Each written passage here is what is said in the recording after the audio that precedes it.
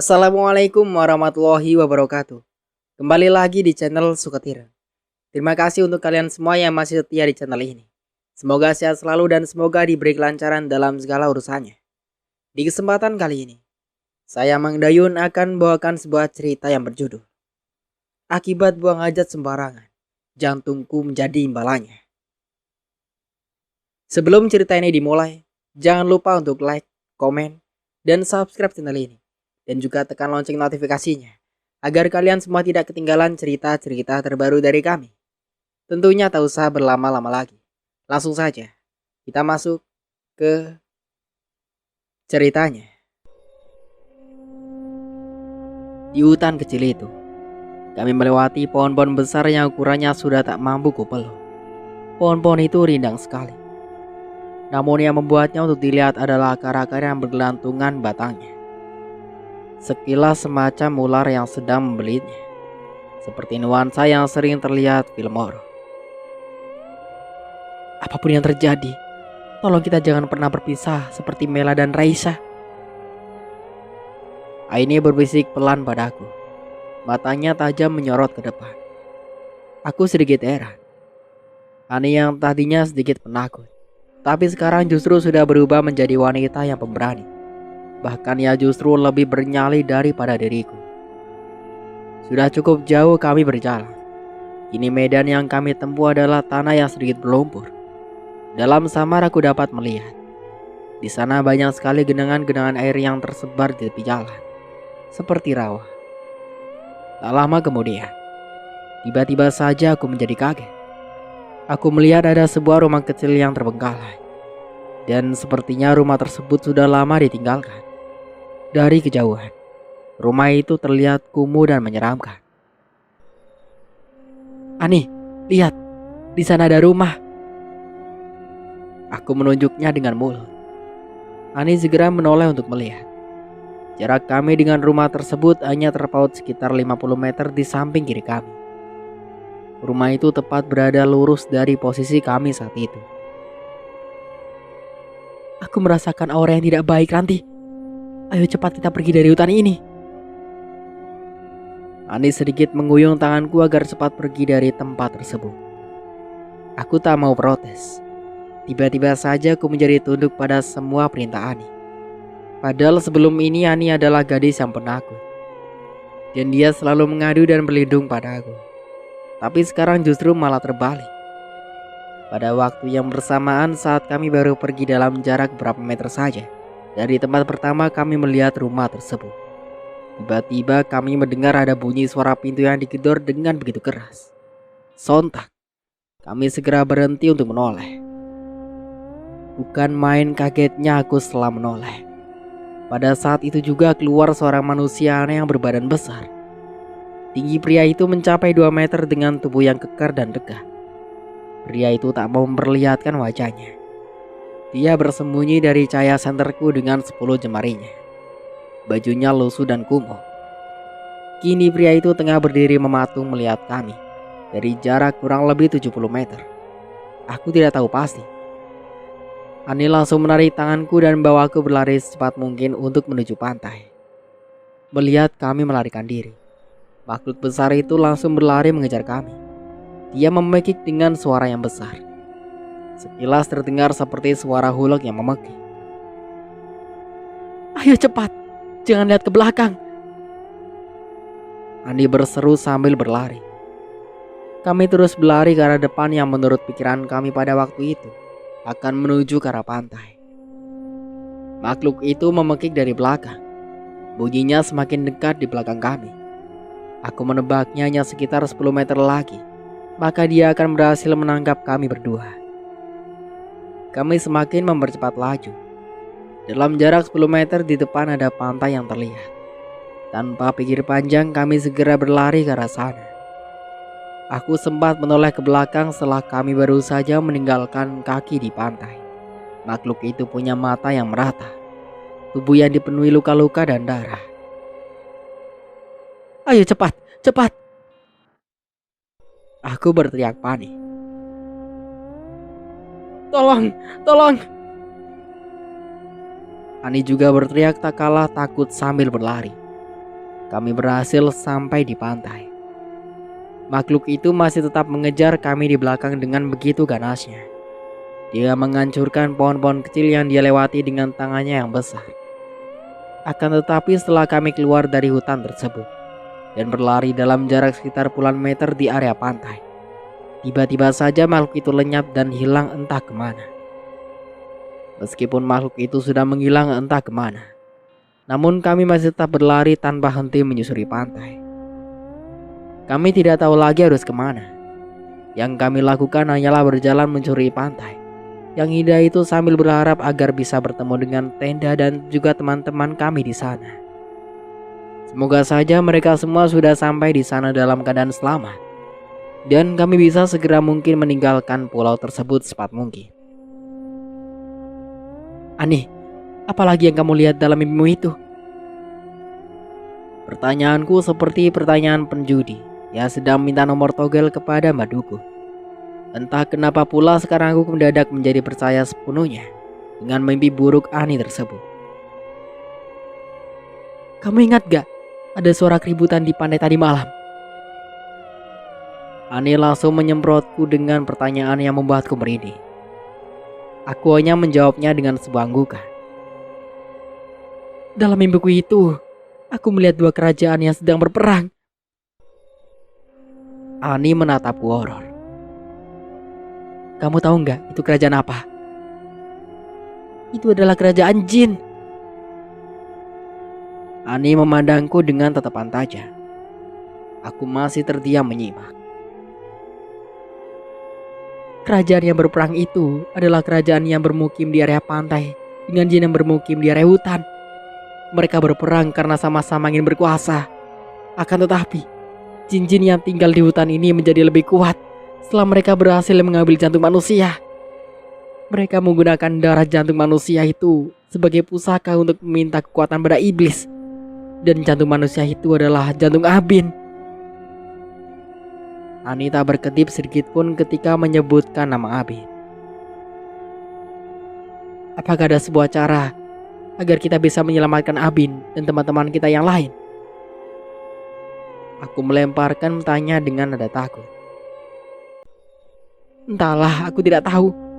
Karena mimpiku itu berakhir sewaktu kau membangunkanku dari tidur. Begitu jawab Ani. Kami masih berjalan menyusuri pantai. Jam tanganku sudah menunjukkan pukul 5 lewat. Sebentar lagi hari akan berganti pagi. Dan gelap akan segera lenyap terusir oleh cahaya matahari yang tidak lama lagi akan segera terbit. Tak ada yang terdengar selain daripada deru angin dan ombak yang menerpa pantai. Tidak bunyi suara satu manusia pun yang kami dengar. Sepi. Langit mulai bercahaya. Sang fajar mulai terlihat. Rasa takut dalam hati kami kini perlahan-lahan mulai berkurang.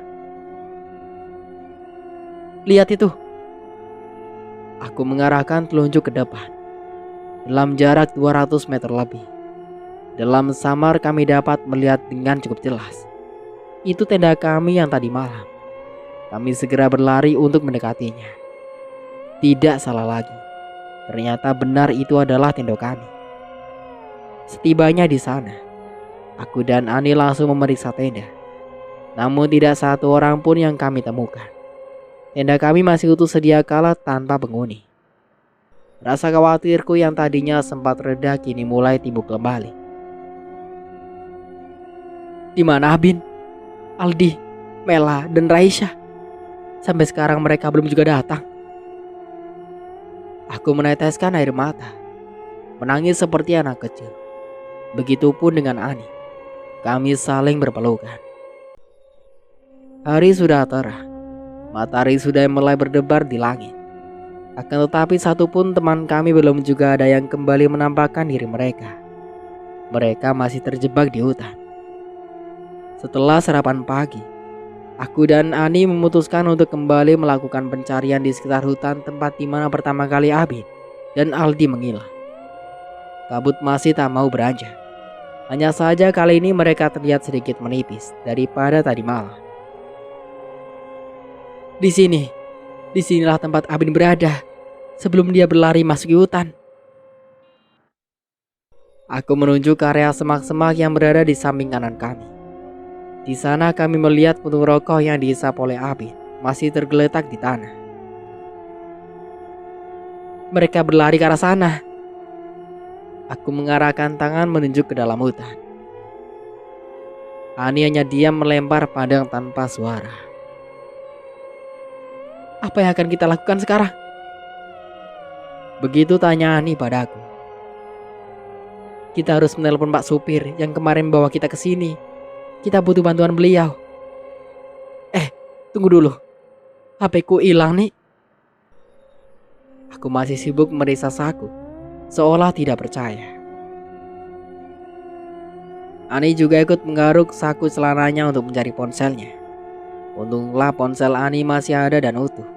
Aku sedikit lega sambil mengelus dada. Kamu punya nomor bapak itu enggak? Aku bertanya penuh selidi. Namun Ani malah menggelengkan kepala. Tanda tak punya. Aldi. Sore itu aku melihat Aldi mengobrol cukup lama dengan beliau. Dan aku rasa Aldi pasti punya nomor beliau. Ani mendadak teringat waktu hari pertama saat kami menaiki kapal. Aldi adalah orang yang paling dekat dengan Pak sopir kapal. Pastilah dia punya nomor beliau. Begitulah perkiraan kami. Kami pun memutuskan untuk mencari Aldi. Aldi, Abin. Kami berteriak di sepanjang jalan untuk memanggil mereka. Bergantian. Mela, Raisya. Puas sudah kami berteriak memanggil. Namun tidak ada satupun suara sautan mereka yang terdengar menjawab. Kami memutuskan untuk beristirahat sejenak sambil meneguk air. Kami berteduh di bawah salah satu pohon yang cukup besar. Di sekeliling kami terdapat banyak sekali pohon-pohon yang besar. Pohon-pohon itu tampak mengerikan. Ada banyak akar yang bergelantungan di atasnya. Pencarian kami terus berlanjut hingga sore. Namun hasilnya masih tetap nihil. Kini, kami berada di sebuah rawa yang sedikit berlumpur. Di sana ada cukup banyak jenis ular yang kami temui. Akan tetapi kami tidak peduli. Tekad kami harus tercapai. Kami harus menemukan mereka sebelum malam datang. Pulau ini adalah pulau yang indah. Pantai dan hutannya begitu menawan. Ada banyak air terjun dan sungai-sungai yang kami temui. Namun di malam hari tempat yang indah ini justru berubah menjadi menakutkan. Jam sudah pukul 3 sore. Tidak ada suara mereka yang kami dengar. Apalagi jejak mereka. Semuanya benar-benar masih menjadi misteri. Kami telah tiba di sebuah sungai. Sungai tersebut tidak terlalu besar. Akan tetapi airnya sejuk dan jernih. Kami berhenti di sana sekitar belasan menit. Lalu kemudian memutuskan untuk kembali menuju pantai. Tiba-tiba mataku tak sengaja melihat ada sesuatu yang aneh. Dari tempat kami berada. Benda itu terlihat berwarna putih. Jarak kami dan benda tersebut hanya terpisah oleh sungai. Hanya saja benda itu sedikit berada di atas, di dalam semak-semak, terhalang oleh daun-daun. Aku masih sibuk menatap benda itu. Ya ampun, itu Aldi. Aku berseru kaget setelah mengetahuinya. Mana? Ani masih menerawang seakan belum percaya. Lihat itu adalah punggung belakangnya nih. Aku mengancungkan telunjuk untuk membantu Ani melihat.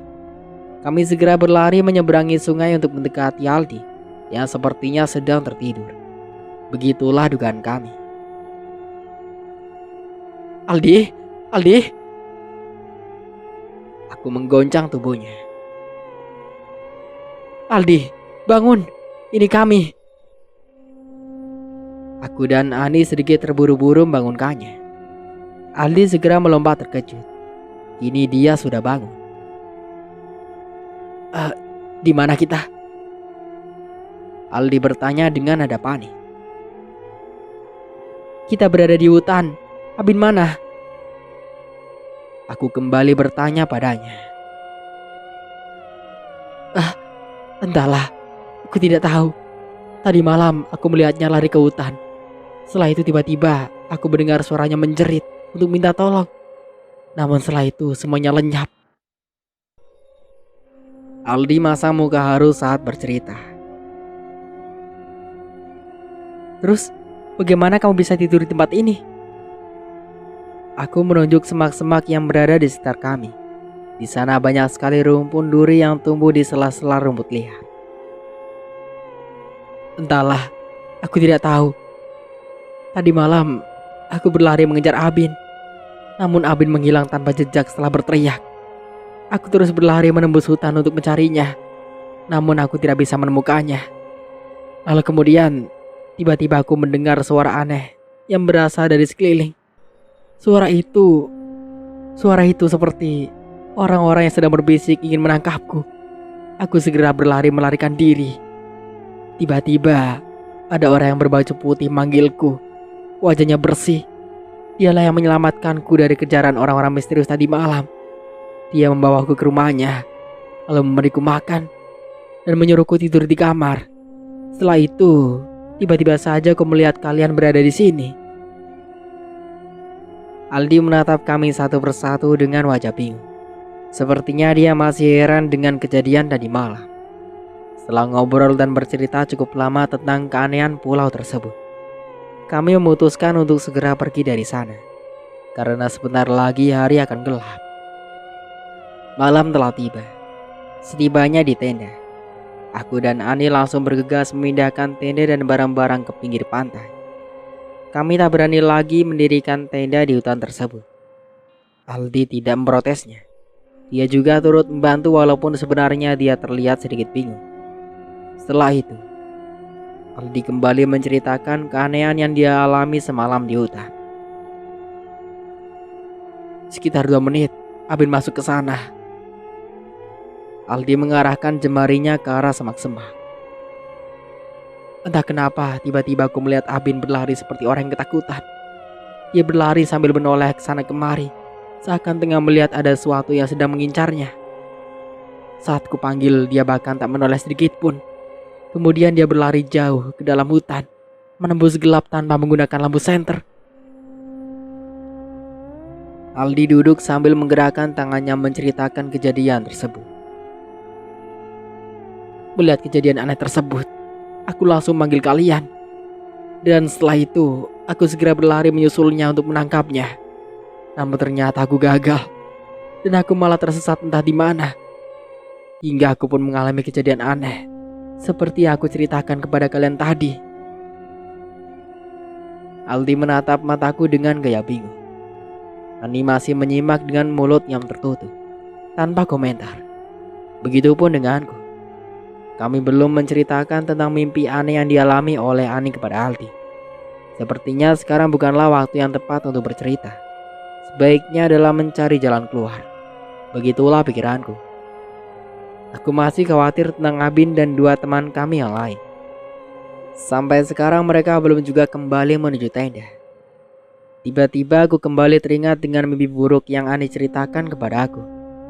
Jangan-jangan itu semua benar-benar akan terjadi kepada mereka. Oh tidak, aku mendesah dalam hati. Aku kembali teringat dengan ponsel Ani. Ani, sini ponselmu. Aku mengulur tangan. Ani kemudian mengaruk saku dan kemudian menyerahkan ponselnya kepadaku. Aldi, kamu punya nomor Pak supir kapal yang kemarin mengantar kita enggak? Aku bertanya sambil menyalakan HP Ani yang mati. Iya, aku punya. Kenapa? Aldi sedikit menyelidik. Aku mau menelpon bapak itu minta bantuan. Mudah-mudahan saja dia mau datang ke sini bawa tim SAR. Begitu terangku pada Aldi. Telepon, percuma Ran. Sekarang kita di pulau ini sudah gak ada sinyal lagi. Sinyalnya sering hilang tiba-tiba. Kata bapak itu kadang-kadang jaringan telepon sering hilang di sini. Dan kalau itu terjadi, kita harus naik ke atas bukit yang paling tinggi. Barulah kita bisa dapetin sinyal. Itu pun kadang hilang timbul juga. Biasanya sinyal di sini kadang muncul dalam waktu 4-5 hari saja dalam sebulan. Itulah yang membuat aku menjadi sedikit bingung. Aldi memberikan jawaban dengan nada kesal. Seakan dia menganggap pertanyaanku itu adalah pertanyaan yang lucu. Mendengar kata Aldi tersebut, Ani langsung membuka mulut. "Kamu serius, Di?" Matanya sipit seolah tak percaya. Sedangkan aku masih sibuk membaca kunci layar ponsel Ani yang terkunci pakai pola. "Iya, tadi malam entah sudah berapa kali aku telepon si Abin, tapi tetap gak bisa masuk." Aldi kembali bertutur. "Aini, bukain dong cepet." Aku segera mendesak Aini agar dia segera membuka kunci layar ponselnya itu. Dan Ani pun segera membukanya dengan cepat. Sepertinya Ani juga tidak percaya dengan kata Aldi. Aku langsung melihat jaringan di ponsel Ani. Aku benar-benar kaget. Ternyata Aldi benar. "Tidak ada jaringan yang tersedia." Begitulah kalimat yang tertera di bagian atas layar ponsel Ani. Hampir saja aku melempar HP itu saking kesalnya. "Bukit mana yang ada sinyalnya kata bapak itu?" Aku sedikit panik menanyai Aldi. "Entahlah, aku juga tidak tahu di mana keberadaannya." Aldi menjawab sambil mengejutkan bau. "Tidak tahu." Tiba-tiba Ani menekan kepalanya dengan kedua tangan. Suara nafasnya mendedak kencang seperti orang yang ngorok. Kedua bola matanya naik. Aldi dengan sigap langsung bergerak. Ani, kamu kenapa?" Aldi bergegas memegang bahu Ani untuk mencari tahu. Begitupun denganku. "Ambil air putih, cepat!" Aldi berteriak panik kepada aku. Aku langsung berlari untuk mengambil air putih yang terletak di dalam tenda. Suara nafasnya semakin tinggi dan kencang. Matanya tertutup. Kali ini dia semakin parah. Sekujur tubuhnya menggigil dan bergetar. Kejang-kejang seperti orang sekarang. Dia sudah seperti orang yang sedang setrum listrik. Ani. Aku menjerit sambil mengguncang tubuhnya. Air mataku mulai jatuh. Aku benar-benar takut dan juga panik. Aldi mulai membasuh wajah Ani dengan air putih. Mulutnya bergerak. Aldi sepertinya tengah membaca doa-doa untuk menyembuhkan Ani. Tiba-tiba busa putih keluar dari mulut Ani. Wajahnya berkeringat. Dia tidak mendengar suara kami yang sedari tadi menjerit memanggil namanya. Kini tubuhnya mulai terasa dingin. Perlahan getaran tubuhnya mulai reda. Dan akhirnya berhenti total.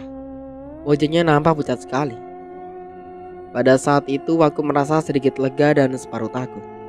Aku lega karena Ani sudah tidak lagi kejang-kejang seperti orang yang sedang sekarang. Dan aku takut kalau Ani tidak akan bangun lagi untuk selamanya. Apakah dia masih hidup? Begitulah tanyaku dalam hati. Dia tidak bernafas.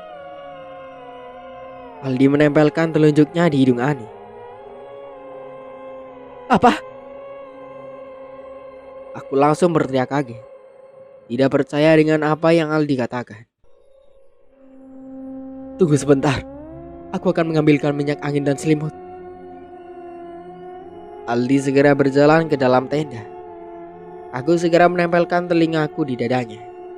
Benar, jantung Ani tidak berdetak sedikitpun. Aku langsung menangis jadi-jadinya. Tak kusangka Ani akan meninggal seperti itu. Beberapa menit yang lalu, dia bahkan masih mengobrol dengan kami. Tidak, ini tidak mungkin. Aku menjerit sambil memeluknya erat. Tak lama kemudian, Aldi pun kembali dengan membawa minyak angin. Lalu kemudian dia mengoleskan minyak tersebut ke hidung Ani. Berharap dia masih bisa ditolong dan hidup kembali. Sedangkan aku masih menangis histeris meratapi kejadian yang menimpa kami. Pada waktu itu juga, tiba-tiba saja Ani kembali bernafas. Entah bagaimana caranya. Aku bahkan sempat tidak percaya dengan kejadian tersebut. Sedangkan Aldi masih mengernyitkan dahi keheranan. Itu adalah sebuah keajaiban menurutku. Dia tiba-tiba bernafas kembali seperti orang yang baru saja keluar dari air setelah lama sekali menyelam. Nafasnya sangat cepat, begitupun dengan detak jantungnya. Lalu kemudian Aldi langsung menyelimuti tubuhnya, dan kemudian lagi membawa Ani ke dalam tenda untuk beristirahat. Akan tetapi Ani masih belum membuka matanya. Dia masih tertidur di tenda. Aku dan Aldi memutuskan untuk duduk berjaga-jaga di pintu tenda sambil memandang api. Kami mengobrol dan bercerita tentang banyak hal aneh yang terjadi semenjak dari pertama kami tiba hingga saat ini. Aku juga tidak lupa menceritakan perihal mimpi aneh yang dialami oleh Ani kepada Aldi.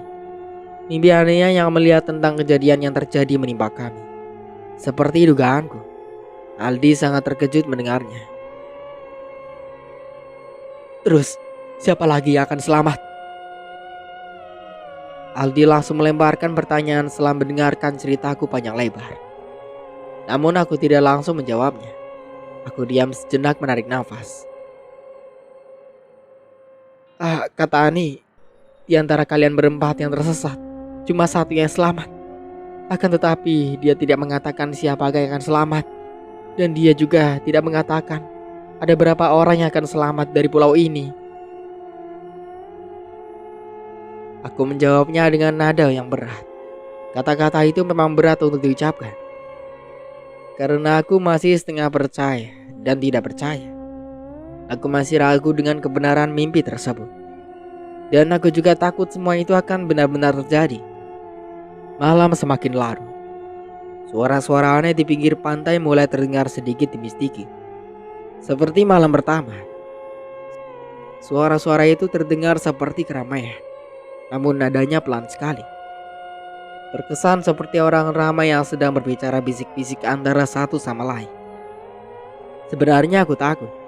Namun aku kembali teringat dengan cerita Ani mengenai mimpi anehnya. Dalam mimpi dia melihat dua kerajaan jin yang sedang berperang. Yaitu adalah jin yang bermukim di pantai melawan jin yang bermukim di hutan.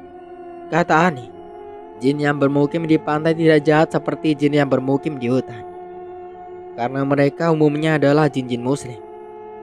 Agar tidak mengganggu mereka. Dan mereka pun tidak mengganggu kami. Kami pun memutuskan untuk menutup pintu tenda dan mengurung diri untuk beristirahat. Malam semakin larut. Aku terbangun sekitar pukul 4 pagi. Saat itu kulihat Ani sudah duduk bersama Aldi di dalam tenda. Mereka sedang asik mengobrol. Temanya masih seputar cerita misteri tentang nasib teman kami yang hilang. Dan mereka juga tak lupa mengait-ngaitkannya dengan mimpi buruk Ani. Aku segera bangun dan ikut bergabung setelah meneguk air putih dari dalam botol. Ran, ayo duduk sini. Ani sedikit berseru manggilku agar segera mendekat. Aku pun segera mendekat untuk menyelidik. Aku mimpi buruk lagi. Ani mengusap wajahnya dengan kedua tangan. Mukanya terlihat begitu serius menataku. Aku masih diam bersiap-siap untuk mendengarkan kelanjutannya.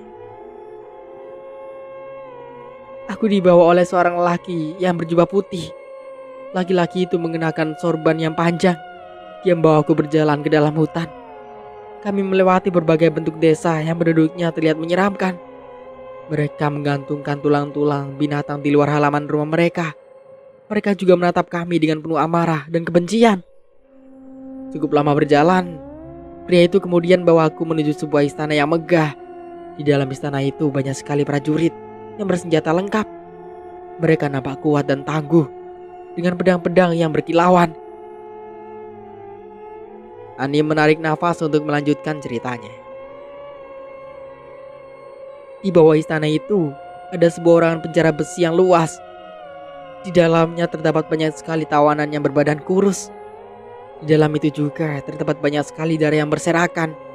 Mereka semua nampak menjerit, mengulurkan tangan untuk meminta pertolongan. Mereka disiksa, diikat dengan rantai, dan kemudian dipukul serta ditusuk dengan benda-benda tajam.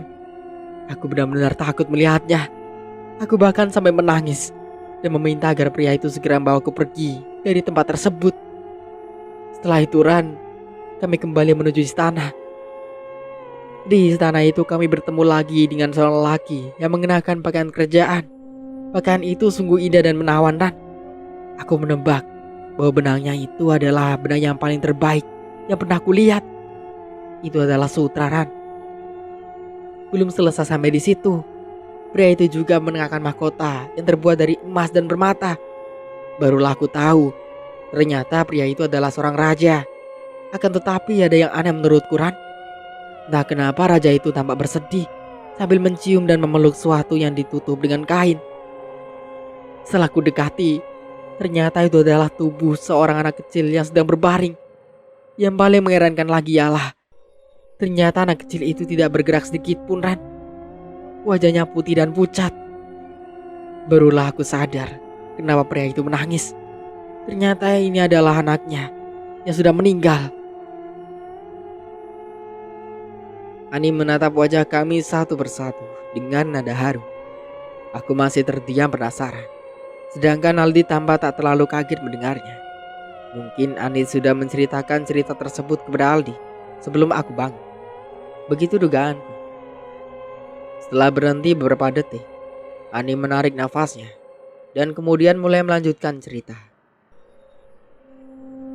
Tak lama kemudian, tiba-tiba pria itu marahiku. Dia menamparku dengan tangannya. Akan tetapi pria yang berbaju putih segera melarikan keadaan.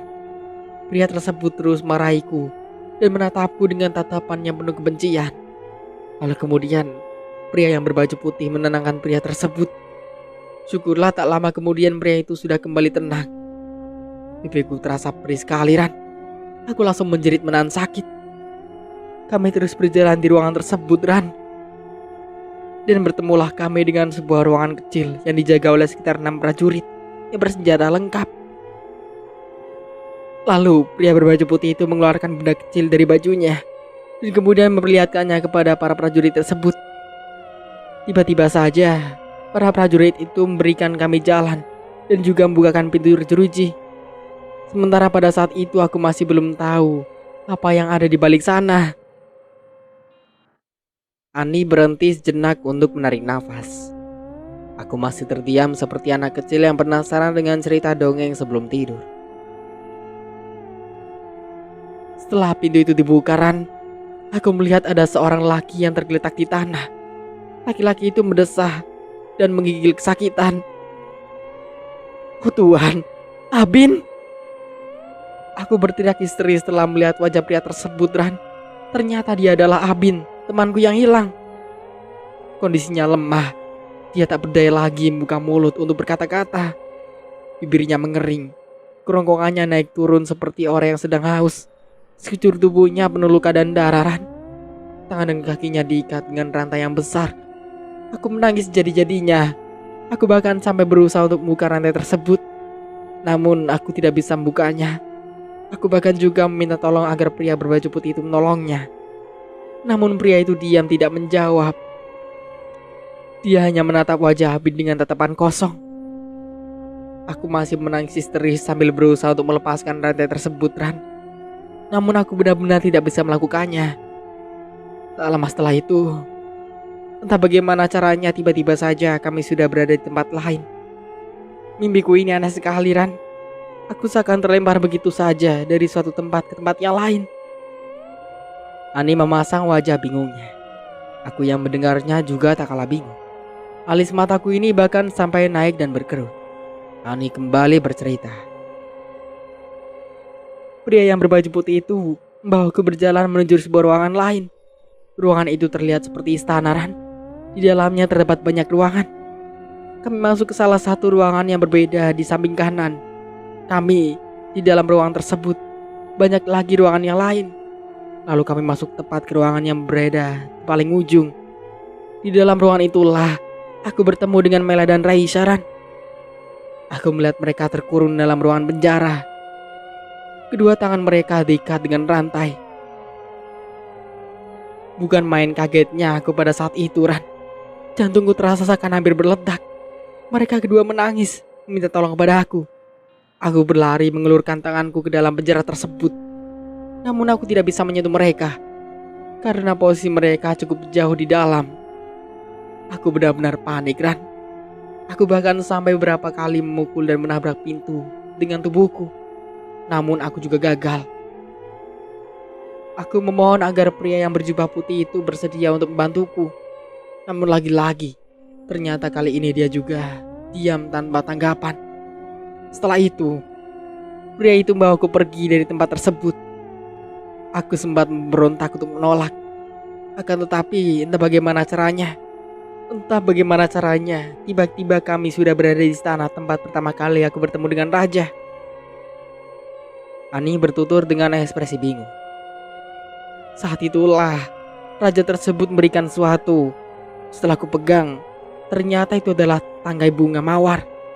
Pada saat itu, sebenarnya aku masih bingung dengan apa yang terjadi. Akan tetapi pria yang berjubah putih itu kembali membawaku pergi. Aku sempat merasa kesal padanya. Namun kini, kami sudah berada di hutan tempat pertama kali aku bertemu dengannya. Pria itu mengambil bunga mawar itu dan kemudian menancapkannya di tanah. Setelah itu barulah untuk yang pertama kalinya dia berbicara denganku. Jika kau ingin menyelamatkan teman-teman, maka kau harus datang ke tempat ini. Ambillah setangkai bunga mawar ini, dan kemudian datanglah ke tempat pertama kali temanmu membuang kotorannya. Gali tanahnya tersebut hingga menjadi sebuah sumur.